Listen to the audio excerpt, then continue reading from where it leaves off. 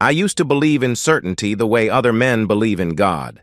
For 20 years, I was absolutely sure of three things. Claire loved me, Ethan was a good kid, and our family was unbreakable.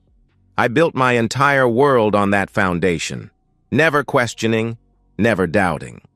After all, why would I? I'd done everything right. 22 years ago, I met Claire at a housewarming party thrown by my college roommate. She was laughing at something in the kitchen, head thrown back, completely unself-conscious, when she tried to sing along to some terrible karaoke happening in the living room, butchering every note of Don't Stop Believin'. I knew I was in trouble. She caught me staring and shrugged, grinning. "I never claimed to be talented," she said with that infectious smile. We spent the rest of that night talking about everything and nothing. She wanted to travel the world. I wanted to build things that lasted. She dreamed of writing a novel.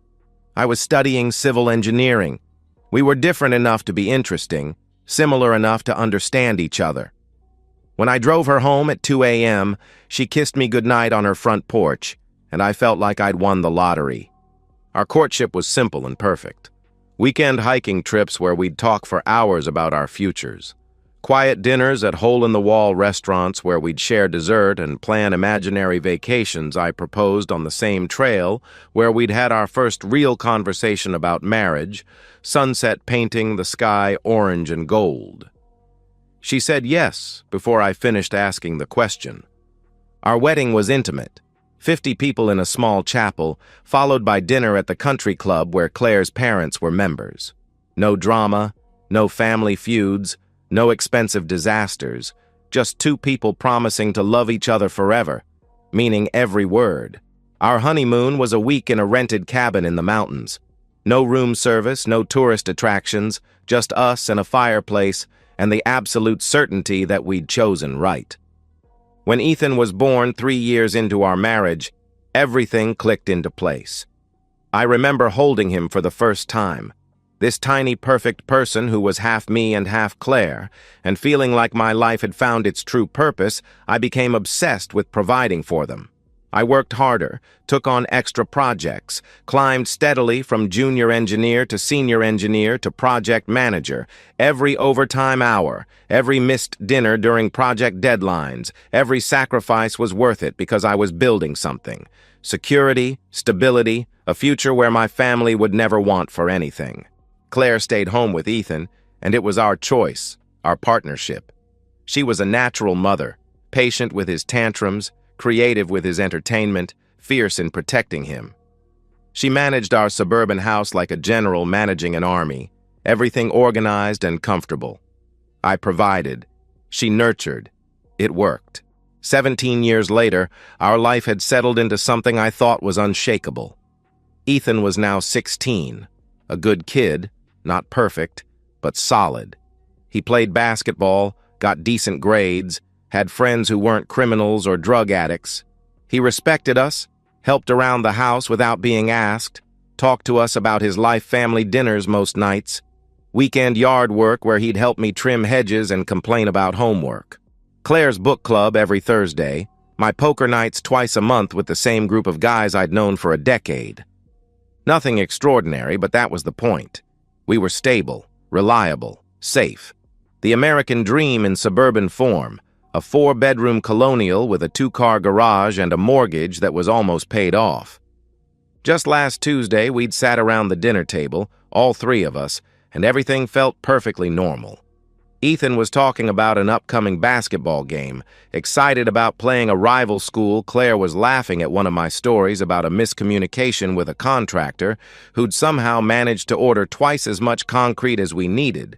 I watched them both, my wife of 20 years, my 16-year-old son, and felt that deep satisfaction that comes from knowing you've built something good.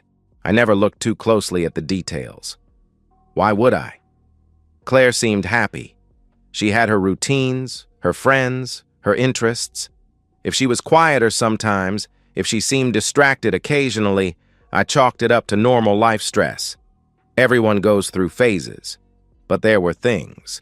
Small things I'd dismissed because they didn't fit the story I was telling myself about our marriage. Claire's phone was always face down now, and she'd developed a habit of taking it with her to the bathroom. She'd bought new workout clothes, expensive ones from brands I didn't recognize. There was a sudden intensity to her attention to her appearance that seemed different from her usual care about how she looked. I told myself she was feeling good about herself, wanting to stay attractive and healthy. What husband complains about his wife wanting to look her best? I never suspected, never even considered the possibility that the foundation I'd spent 20 years building was already cracked.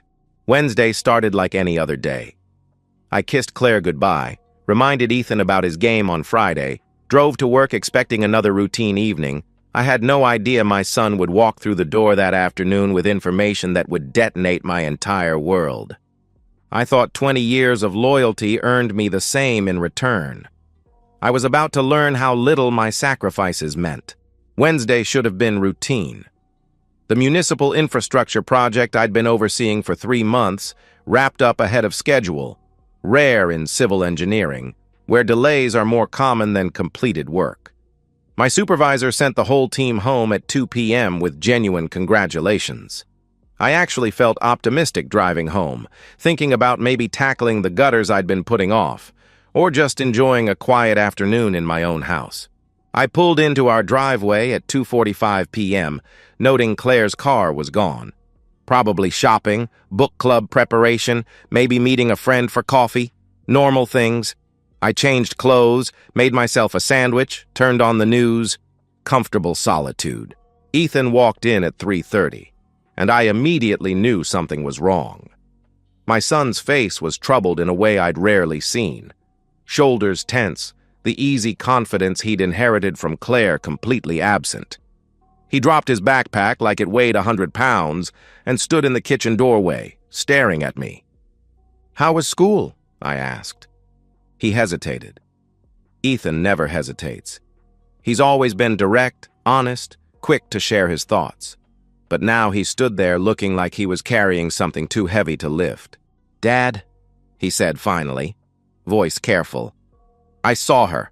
"Saw who?" I replied, though something in his tone already made my stomach clench. "Mom. I saw Mom," he answered. The words came out slowly, reluctantly, like he was performing surgery on himself. Ethan explained he'd been cutting through Riverside Park on his way home, a shortcut he'd taken hundreds of times. He'd spotted Claire near the duck pond, standing close to a man I didn't recognize. Not just talking close, too close. "I watched them," Ethan said, and I could see how much he hated having to tell me this. "They kissed. Like, really kissed. And she put her hand on his chest, and they were looking at each other like what?" I pressed, though I dreaded the answer. "Like how you and Mom used to look at each other," he finished quietly. My first instinct was pure denial. Ethan was 16. He was seeing things wrong, misinterpreting innocent friendship, maybe confusing Claire with someone else. There had to be an explanation. 20 years of marriage doesn't just evaporate because your teenage son thinks he saw something in a park. "Ethan, are you absolutely sure it was—" "I took a picture," he interrupted. The words hit me like cold water. Ethan pulled out his phone, hands shaking slightly, and showed me a photo that made my blood stop moving, blurry but unmistakable. Claire in her new blue jacket, standing intimately close to a tall man in an expensive coat. Their faces were turned toward each other, bodies angled in a way that spoke of familiarity, comfort, routine. "I wrote down his license plate," Ethan continued, voice getting smaller. "I looked it up online. Isaac Kane. He's some kind of real estate developer, divorced twice. I found his business website and some news articles about him buying properties downtown." I stared at my son, this boy who'd somehow become a detective in the space of an afternoon, and felt something fundamental shift in my chest. The careful structure of our life, the certainty I'd wrapped around myself like armor, started cracking. "Ethan," I said carefully, "where exactly did you see them?" "By the duck pond." "But Dad, that's not all. I watched them get into his car, a black SUV. They drove away together," he explained. The room felt like it was tilting. I pulled out my phone and called Claire, forcing my voice to sound normal, casual. She answered on the third ring, sounding bright and cheerful. "Hi, honey. What's up?" she said with that familiar warmth. "Just wondering how your day is going." "What are you up to?" I asked, watching Ethan's face. "Oh, just shopping. You know how it is. I'll be home soon. Love you," she replied brightly. Every word felt like sandpaper against my soul because I could hear it now. The artificial brightness, the performance. How long had she been performing for me? When I hung up, Ethan was watching my face carefully. "You don't believe her either," he said. "Show me that license plate number again," I requested. Ethan rattled off the digits he'd memorized. I pulled up our family's Find My Device account on my phone, something we'd set up years ago for safety, so we could locate each other in emergencies. Claire's location appeared on the map, and my world collapsed completely. The Grand Regency Hotel, downtown, expensive. The kind of place where people go when they want privacy, when they don't want to be seen, when they're doing things they can't do at home. "Dad?"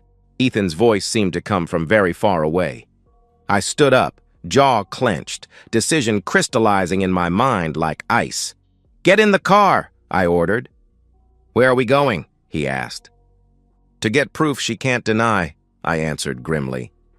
Ethan looked at me with something between relief and terror. I think he'd been carrying this weight alone, not knowing if he should tell me, hoping maybe he was wrong. Now he knew he wasn't wrong, and he could see in my face that everything was about to change. "I'm sorry, Dad," he said, voice cracking. "I'm sorry I had to be the one to tell you." I pulled him into a hug, felt how much taller he'd gotten, how much stronger. "This isn't your fault," I told him firmly. "You did the right thing. You saved me from living a lie." But inside, questions were assaulting me like physical blows. How long had this been going on?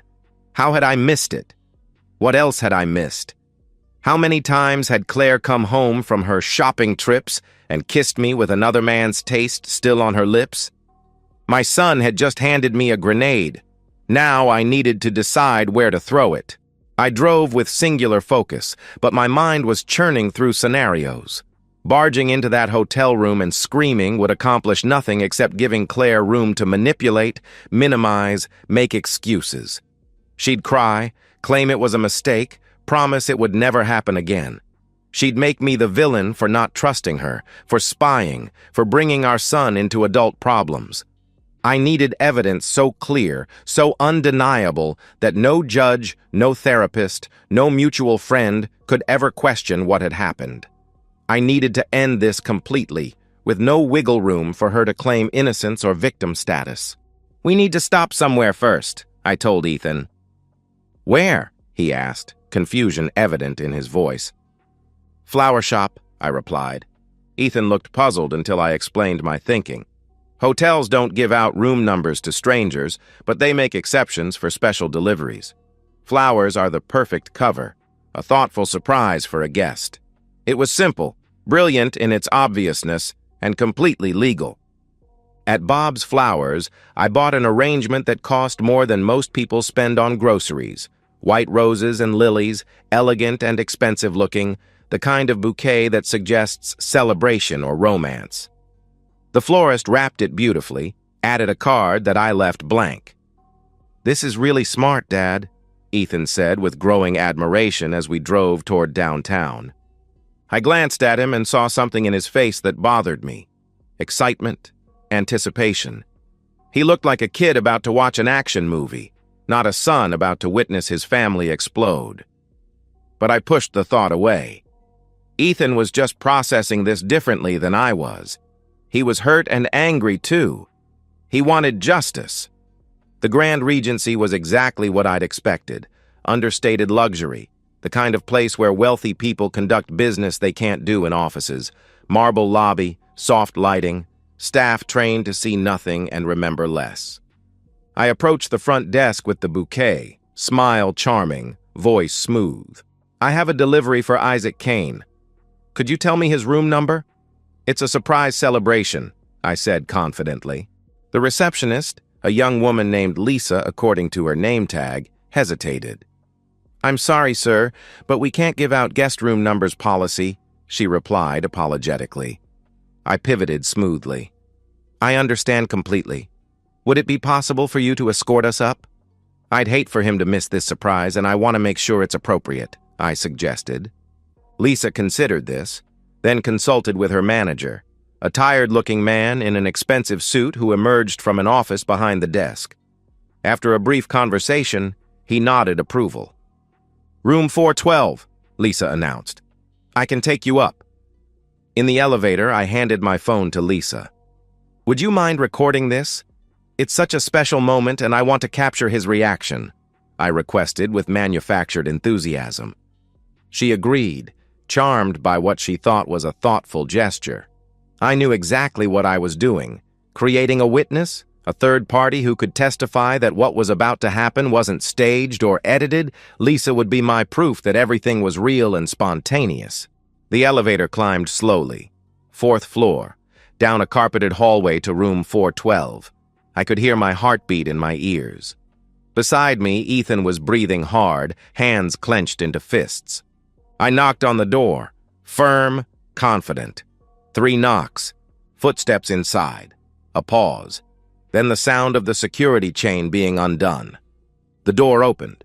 Claire stood there in a white hotel robe, hair disheveled, face flushed from recent activity, skin glowing in a way I recognized from 20 years of marriage. Her expression cycled through confusion, recognition, and pure terror in less than 3 seconds. "Thomas? Ethan? What are you doing here?" she stammered. I didn't answer. I pushed past her into the room, Ethan right behind me.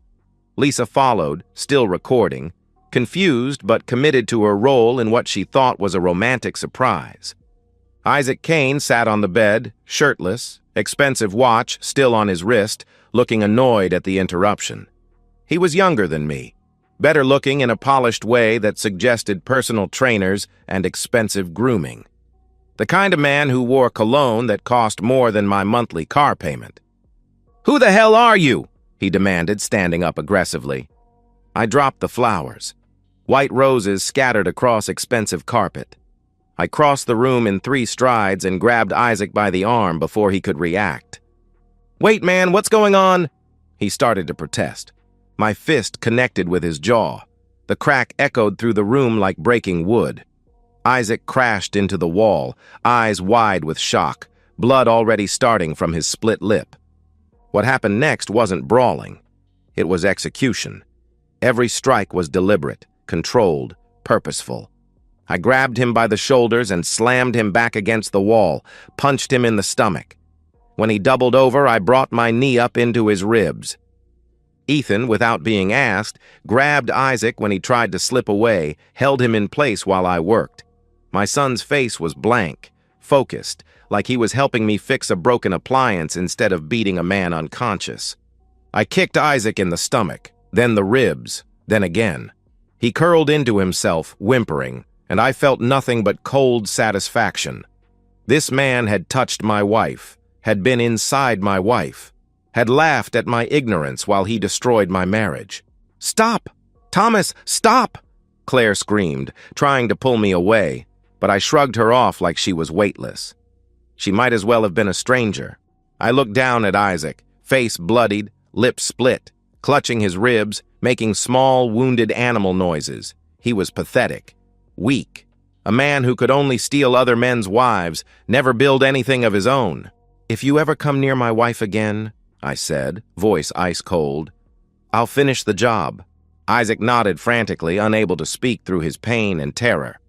I turned to Lisa, who had stood frozen in the doorway through the entire beating, phone still recording, eyes wide with shock. She hadn't stopped filming. She hadn't run. She'd witnessed something raw and terrible and captured every second. "Thank you for the video," I said calmly, taking my phone back. "I really appreciate your help." She nodded, completely speechless. I walked past Claire without looking at her. Ethan followed silently. Behind us, Claire collapsed beside Isaac, sobbing, begging me to wait, to talk, to let her explain. But I didn't look back. There was nothing to explain, nothing to discuss, nothing left to save. In the car, Ethan sat silent, staring at his hands. I glanced at him and saw something I didn't want to acknowledge. A tremor, pallor, the shock of what we'd just done together. But I pushed it aside. We'd done what was necessary. Justice had been served. I had the evidence. I had the rage.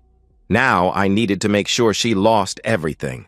I drove straight from the Grand Regency to Margaret Sinclair's law office. Margaret was my attorney, sharp, ruthless, the kind of divorce lawyer who treated family court like warfare I had called ahead. She was waiting. "Show me what you have," Margaret said without preamble as Ethan and I settled into the leather chairs across from her desk. I played the video. Margaret watched Claire answer the door in the robe, Isaac on the bed, the confrontation, the violence. When it ended, she leaned back with an expression of predatory satisfaction. "This is more than enough," she declared. "Clear adultery with video documentation and a third-party witness. You'll keep the house, the savings, your pension. She'll get nothing." "How fast can we move?" I asked. "I can have papers filed tomorrow morning. She'll be served within 48 hours, Margaret replied efficiently. "Given this evidence and the fact that your wife has no independent income, has no proof of financial contribution to marital assets, and will be the clearly at-fault party, your position is unassailable. No alimony, no division of assets, nothing." "What about Ethan?" Margaret asked, turning to my son. "You're 16, old enough to choose your living arrangement." "I stay with Dad," Ethan stated firmly. Margaret nodded approvingly and began drafting preliminary paperwork while we waited. I signed initial documents that would set Claire's world ablaze. Margaret handled everything with surgical precision, explaining each form, each filing, each strategic move. "I estimate 60 days to finalization given the evidence," she concluded. Ethan and I left the office and went home. I ordered pizza, and we settled on the couch in our living room, the house I'd paid for with 20 years of work. While we waited for the food, I changed all the locks. Ethan helped, working quietly and efficiently. We ate pizza and watched basketball highlights in companionable silence, two men preparing for siege. At 9:15 p.m., Claire's car pulled into the driveway. Ethan and I heard her get out, heard her heels clicking on the walkway, heard her approach the front door like she still lived there, like she still belonged. She tried her key. It didn't work. She tried again, rattling the handle. Nothing.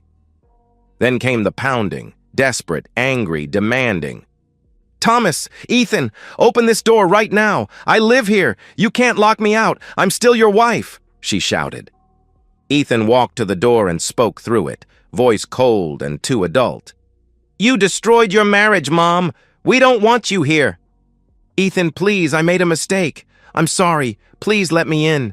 We can talk about this," she pleaded desperately. "You made a choice," Ethan replied coldly. "Now live with it." I joined him at the door, keeping my voice calm and final. "Divorce papers will be served tomorrow morning, Claire. Don't contest them. It'll be faster and easier for everyone." "Thomas, I have nowhere to go. Please, I love you. I love both of you. It was just one time," she cried. Even now, even caught with overwhelming evidence, she was lying. "Not our problem," I responded, turning up the television volume.